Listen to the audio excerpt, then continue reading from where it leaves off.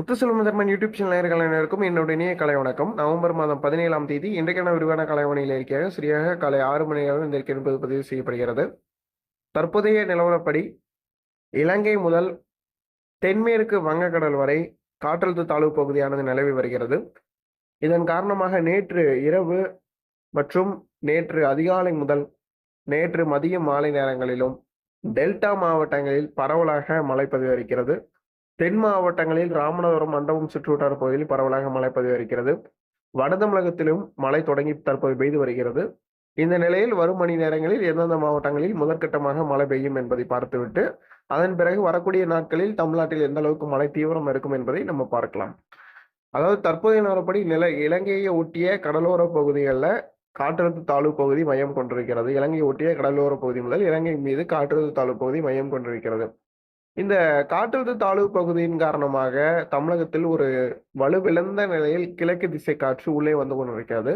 இந்த நிலை மாறி காலை ஒரு 11 மணிக்கு மேல் இன்று காலை ஒரு 11 மணிக்கு மேல தமிழகத்தின் அனைத்து கடலோர மாவட்டங்களிலும் வலுவான கிழக்கு திசை காற்று வர தொடங்கும். இந்த பறந்து விரிந்த அளவுல ஈஸ்டர்லீஸ்ன்னு சொல்லக்கூடிய கிழக்கு திசை காற்று வந்தால் மட்டும்தான் மழைப்பொழிவுகள் அதிகமாக கடலோர பகுதிகளில் கிடைக்கும். அந்த அமைப்பு என்பது இன்றைக்கு காலை ஒரு 11 மணிக்கு மேல தென் தமிழகம், டெல்டா, வட மாவட்டங்கள்ல வர இருக்கிறது. குறிப்பாக இன்று வரக்கூடிய மணி நேரங்கள்ல கடலோர மாவட்டங்கள்ல காலை நேரத்துல குறிப்பாக செங்கல்பட்டு, விழுப்புரம், மரக்காணம், கல்பாக்கம், செய்யூர், அதே மாதிரி பாத்தீங்கன்னா புதுச்சேரி, கடலூர், பரங்கிப்பேட்டை, சீர்காழி, அதே மாதிரி காரைக்குடி, நாகப்பட்டினம், வேதாரண்யம் இந்த மாதிரியான கடலோர பகுதிகளில் முக்கிய கடலோர பகுதிகளில் மழைக்கான வாய்ப்புகள் காணப்படுகிறது.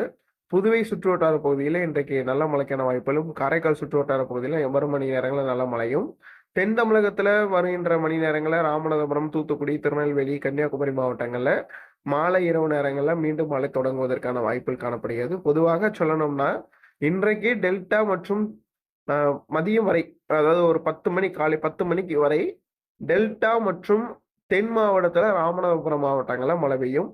இந்த மழைப்பொழிவு வட மாவட்டங்களையும் பெய்து கொண்டிருக்கும் மதியம் 1 மணி வரை. அதன் பிறகு மதியம் பிற்பகல் 3 மணிக்கு பிறகு தென் தமிழகத்துல தூத்துக்குடி, திருநெல்வேலி, கன்னியாகுமரி மாவட்டங்கள்ல பரவலாக மழை தொடங்குவதற்கான வாய்ப்புகள் காணப்படுகிறது. அந்த மழைப்பொழிவு இன்று இரவு வரை நீடிக்கலாம் என எதிர்பார்க்கப்படுகிறது. ஒரு சாதாரண மழைப்பொழிவாக இருக்கும்.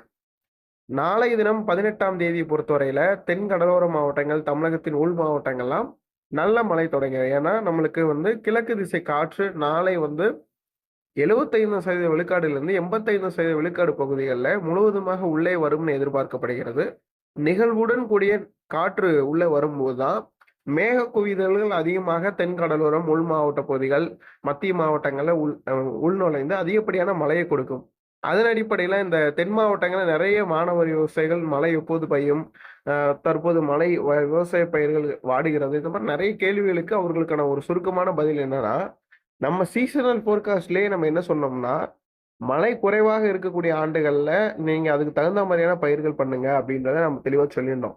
ஸோ இந்த மழை கூட இவ்வளவு பெரிய நிகழ்வு வந்தும் கூட மழை மந்தமாக இருப்பதற்கான காரணம் என்னன்னா, நம்ம சொன்ன அந்த எஸ்எஸ்டியோட கண்டிஷன்ஸ் அரபிக்கடல்ல மிக கூலா இருக்கு. எப்பெல்லாம் அரபிக்கடல்ல எஸ்எஸ்டி வீக்கா இருக்கோ 2016, 2022, அதன் பிறகு 2025 இந்த ஆண்டுல 2022 விட ரொம்ப மோசமான ஒரு ஆண்டு. ரொம்ப கூலிங்கா இருக்கு. அப்போது நம்மளுக்கு அங்கிருந்து வெஸ்டர்ன் டிஸ்டர்பன்ஸ் வரும்போது அதோடைய தூண்டுதலின் விளைவாக இதுவும் சப்போர்ட் பண்ணும். நிறைய பேருக்கு இது தெரியாது. அப்படி இருக்கிறதுனால தான் வெஸ்டர்ன் டிஸ்டர்பன்ஸின் காரணமாக அதிகாலை பனிப்பொழிவு காணப்படுது. ரொம்ப அதிகமா பனிப்பொழிவு நிகழ்வுகள் வந்தாலும் மழையை தருவதில்லை. இந்த மாதிரியான நிலைகள்லாம் எப்போது நடந்திருக்கிறது? 2016, 2022, அதன் பிறகு 2025.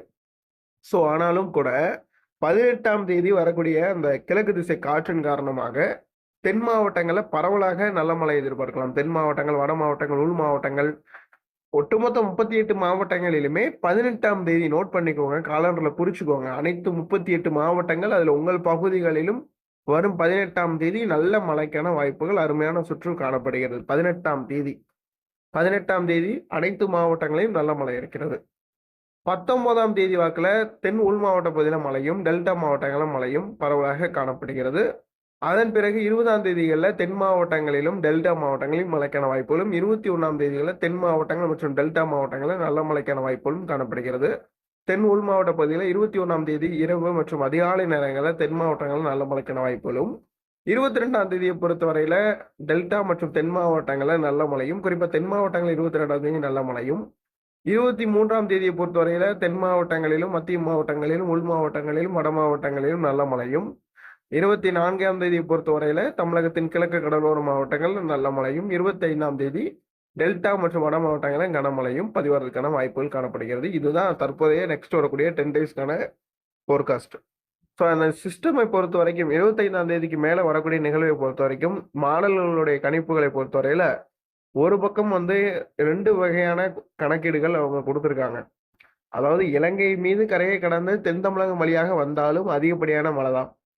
அது ஒருவேளை வலுப்பெற்ற நிலையில வடமேற்கு வங்கக்கடல் பகுதிக்கு சென்று ஆந்திராவோ நம்ம முன்கூட்டிய கணிப்புகள் முன்னர் கணித்த கணிப்புகளின் அடிப்படையில ஆந்திராவோ அல்லது ஒடிஷாவை நோக்கி போகணும் பட்சத்துல அங்க அதிகப்படியான மழை. ஆனால் அது அப்படி போகும் பட்சத்துல அதற்கு பிறகு வரக்கூடிய 15 தினங்கள் தமிழ்நாட்டுல மழை இல்லாத ஒரு சூழ்நிலை வரும். ஏற்கனவே நம்மளுக்கு இவ்வளவு நாள் 17ஆம் தேதி வந்துமே தமிழ்நாட்டுல -9% குறைவாக 27 மாவட்டங்கள் கிட்டத்தட்ட இயல்பை விட குறைவாக வந்து கொண்டிருக்கிறது, புதுச்சேரி காரைக்காலை சேர்த்து.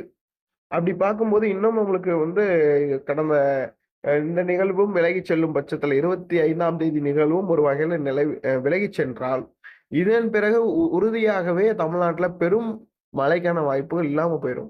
2016க்கு பிறகு மிகப்பெரிய வறட்சி ஒரு சூழ்நிலைக்கு நம்ம தள்ளப்படுவோம். ஏன்னா இந்த 25ஆம் தேதி நிகழ்வு தமிழ்நாட்டை நோக்கி வரணும். வந்தா தான் நம்மளுக்கு உருப்படியான மழை அடுத்து வரக்கூடிய 2, 3 நிகழ்வுகள்ல கிடைக்கும். இந்த நிகழ்வு ஆந்திராவுக்கு போயிடுச்சுன்னா அடுத்த மழையே இருக்காது. உறுதியா எழுதி வச்சுக்கோங்க. 25ஆம் தேதி வரக்கூடிய நிகழ்வு என்னுடைய முன்னர் கணிப்புல நான் சொன்னது நடந்தால், என்னுடைய வானிலை அறிக்கை நீண்ட கால சீசனல் ஃபோர்காஸ்ட்ல சொன்னது நடந்தால், இந்த நிகழ்வு ஆந்திராவை நோக்கி 25ஆம் தேதி நிகழ்வு ஆந்திராவை நோக்கி போகும் பட்சத்துல நம்மளுக்கு அடுத்து வரும் 15 தினங்கள் மழை இருக்காது. அப்படி பார்க்கும்போது டிசம்பர் 5, 6, 7, 8 வரைக்கும் மழை இருக்காது. டிசம்பர் 10க்கு பிறகு ஏதாவது நிகழ்வுகள் வருதா அப்படின்றத நம்ம பார்க்கலாம். ஆனால் தற்போது வரைக்கும் அப்படிப்பட்ட நிகழ்வுகள் வந்தாலும் பின்னோக்கி தள்ளி விட்டுரும். அந்த வட இந்திய குளிர்களை என்ன செய்யும், பின்னோக்கி தள்ளி விட்டுரும். ஏன்னா ஆந்திரா கிட்ட நிகழ்வு போயிடுச்சுன்னா தமிழ்நாட்டுக்குள்ள வேகமாக வட இந்திய குளிர்களை வர ஆரம்பிக்கும். இப்படி இருக்கிறதுனாலதான் நான் இந்த வருஷத்துக்கான வடகிழக்கு பருவமழை மிகவும் குறைவாக இருக்கும் என்று நான் அறிக்கை கொடுத்திருந்தேன். நிறைய பேருடைய அறிக்கை மிக அதிகமாக இருக்கும், வெள்ளங்கள் வரும். நேற்று கூட தலைப்புகள் அப்படிதான் கொடுத்துக்கிட்டு இருக்காங்க.